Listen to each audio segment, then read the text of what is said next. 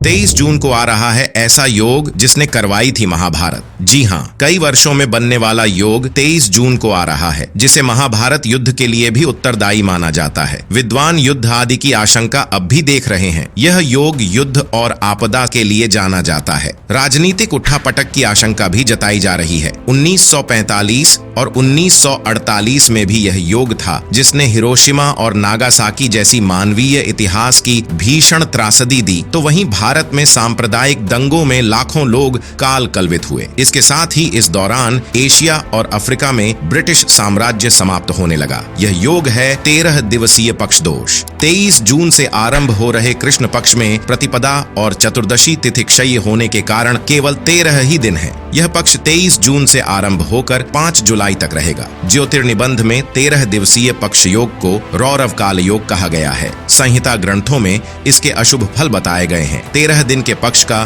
प्राचीनतम उल्लेख महाभारत में मिलता है। महाभारत युद्ध के समय 13 दिन का ही पक्ष था और उसमें ग्रहण भी था। इतिहास में देखें तो 1945 से 1948 के मध्य भारत ने जो विभाजन की विभीषिका तथा पाकिस्तान से युद्ध की त्रासदी के साथ साथ हिंसा और अस्थिरता देखी है, उस दौरान दो पक्ष 13 दिवसीय थे। 1945 में ज्येष्ठ शुक्ल पक्ष तथा 1948 में वैशाख शुक्ल पक्ष 13 दिवसीय थे। सन 1962 में आषाढ़ कृष्ण पक्ष 13 दिन का था, जिसने भारत को चीन से युद्ध का सामना करना पड़ा। 1979 में ज्येष्ठ कृष्ण पक्ष 13 दिवसीय था। उस वर्ष भारत में राजनीतिक अस्थिरता थी। इसी प्रकार 1982 में आश्विन कृष्ण पक्ष 13 दिवसीय था। उस वर्ष भारत को पंजाब और पूर्वोत्तर में भीषण आतंकवादी घटनाओं का सामना करना पड़ा। सन 1990 में भी 13 दिवसीय पक्ष था। उसके एक वर्ष के भीतर भारत को राजनीतिक अस्थिरता के साथ साथ मंडल कमंडल की राजनीति का सामना करना पड़ा, तो वहीं भारत की अर्थव्यवस्था दिवालिये के कगार पर आ पहुंची थी, जिसमें भारत को विदेशों में सोना गिरवी रखना पड़ा। सन 2021 में भाद्रपद शुक्ल पक्ष 13 दिवसीय था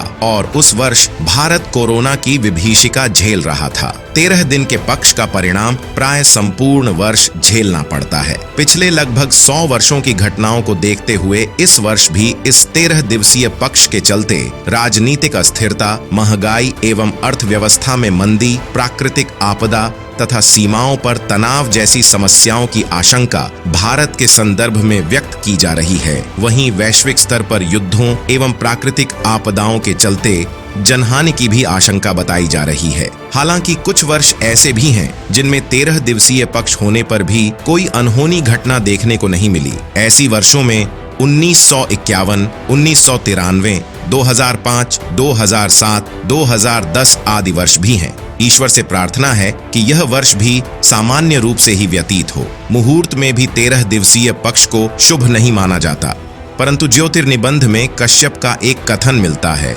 जिसमें कहा गया है कि मुहूर्त लग्न में केंद्र या त्रिकोण में शुभ ग्रह हों तो 13 दिवसीय पक्ष के दौरान भी शुभ कार्य किए जा सकते हैं। हालांकि इस परिहार वाक्य के होने पर भी पिछले दशक तक 13 दिवसीय पक्ष को मुहूर्त में वर्जित ही माना गया, परंतु पिछले 8-10 साल से पंचांगकार कश्यप के परिहार वाक्य को लागू करते हुए 13 दिवसीय पक्ष में मुहूर्त देने लगे हैं। यह वीडियो आपको अच्छा लगा हो तो लाइक और शेयर करें तथा ऐसी ही रोचक एवं ज्ञानवर्धक जानकारी प्राप्त करने के लिए चैनल को सब्सक्राइब करें।